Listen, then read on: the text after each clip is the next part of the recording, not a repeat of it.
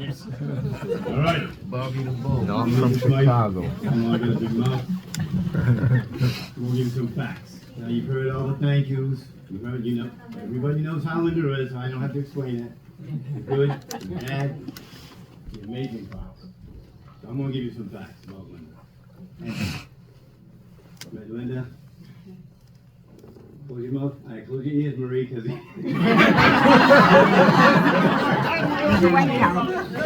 hear my mouth, believe me. You can hear me. Junior high school, I snuck her in my bedroom window. I've known Linda more than half my life. 4/5 of my life I've known Linda. Junior high school, I've been with her for over 40 years. For 44 years, she's been making my life the most beautiful life I could ever have. So let me give you a little some facts about Linda. Five years ago, Linda was bringing her mother to the hospital, and the doctor noticed that she had swollen ankles. Said you need to go to the hospital. But stubborn Linda wanted to bring her to the hospital in an ambulance, but Linda, being the stubborn and big-headed person that she is, was upset about it. Said no. If I have to go to my hospital, my husband will bring me. So, of course, she came home. She said, I called the doctor. I said, what seems to be the problem? He said this. He said that. Okay, well, so I brought her to the emergency room just to get her checked out. Swollen ankles is a sign that, you know, maybe some poor circulation. So I figured they're going to do a couple of hours of observation. 7 days later, she came out, diagnosed at one time with extreme anxiety, sleep apnea, diverticulitis, COPD, congestive heart failure, and a rare form of cancer. All on one shot. So that day, I told her you're retired. I was working at my job, running reliable bus lines, doing 60 hours a day. I said, I got your 40-hour job. She was retired. So when you love someone, you're just there. You're just there, no matter what. That's right. Because she was there for me. Real, man. I'm not trying to get a pat on the back. This is for better or for worse. All right, so that's the facts of how she got her diagnosis and her illness. Damn, I lost my train of thought. There we go. Shut me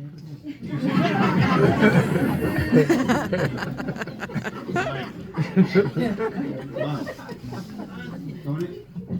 All right, now let me tell you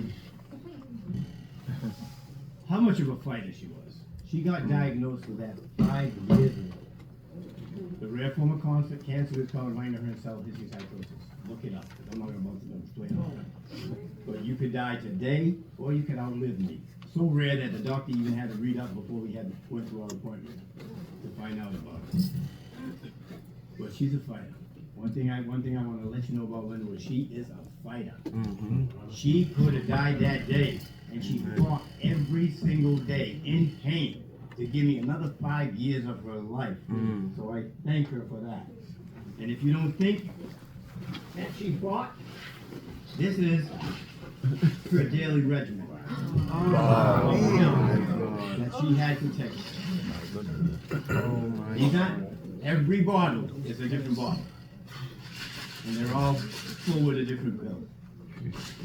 She would get up every morning and take these pills twice a day, just to give me another day of her life. Oh my God. I love her for that. Until one day, on a Saturday morning, when I came home from work, she would take her pills at 12 o'clock in the afternoon, and she would be out for like 4 hours, from 12 to 4. I was at work, but I put cameras in the house so I could watch her, you know, because sometimes she would fall and I would have to come home and take care of her. But so she got me out of work too. But this Saturday morning I came home about 10:30, and I had to throw away a coffee. I threw away a coffee maker and some other stuff, and she was dying to get a brand new coffee maker. So I said, I'm going to get you a brand new coffee maker. Just throw it away, throw it away. She's hot. She never let anything go. Never let anything go. She always kept stuff. We got stuff in the house for 5 years, never even used. But this coffee maker, she asked about the coffee maker that morning. And I gave her a hard time. I said, look, will you stop talking about that damn coffee maker? My God. She said, well, when am I going to get it? I said, how about in another 5 years? You know what I mean? Go back and forth like this, because that's what people do when you get married. You have that blissful time, you fight a little bit, and then it is a smooth patch, and then all of a sudden there's no more holes in the wall, there's no more hanging up the doors or anything else like that, and now we're friends again. The most best friends you can, I mean true friends.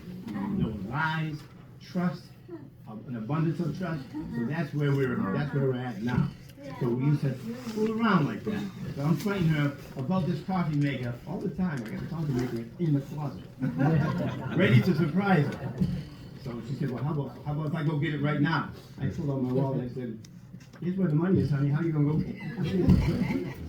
My money's so money. But so I was waiting for her to sleep. And 12 o'clock came. She took her pills, went in the closet, got the coffee maker out, read all the instructions, cleaned the whole kitchen, made a new coffee stand. The coffee maker was a great coffee maker. Coffee on the side, K-cups on the other side, programmable, really great coffee maker. I said, good. She's sleeping, she's still sleeping. So I lay down next to her and she's still sleeping. But I can't stay still. So after a while I got up, I baked her a cake.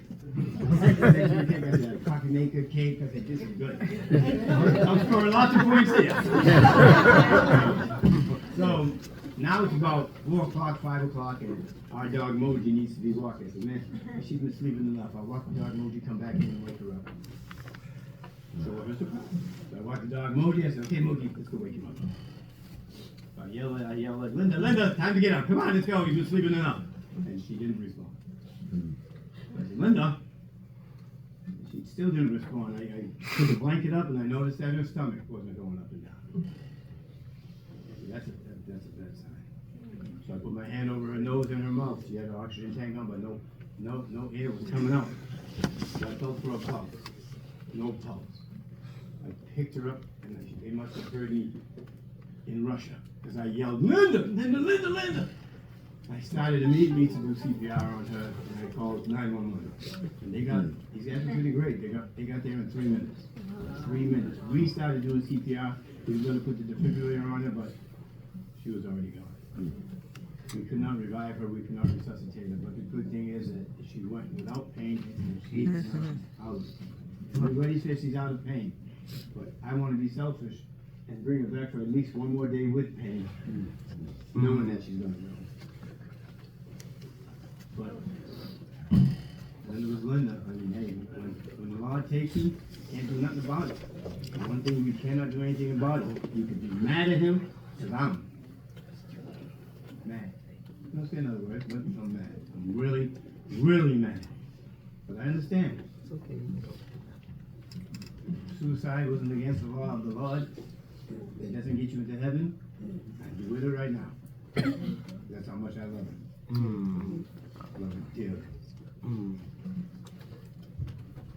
But one other thing I want to show you is this picture. My baby captures her the way you guys know her. Captures her. I'm telling you, to tell you the truth, she looked like that just before she started yelling at me. But it captures her essence, man. I mean, just the way you guys know her. But I get that picture. I get that. I'll get it. Don't worry. I want to do this whole thing, but then it's Linda.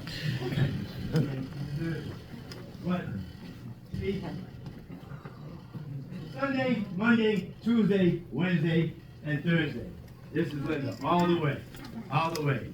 But the Linda I knew on Friday and Saturday, bam, baby.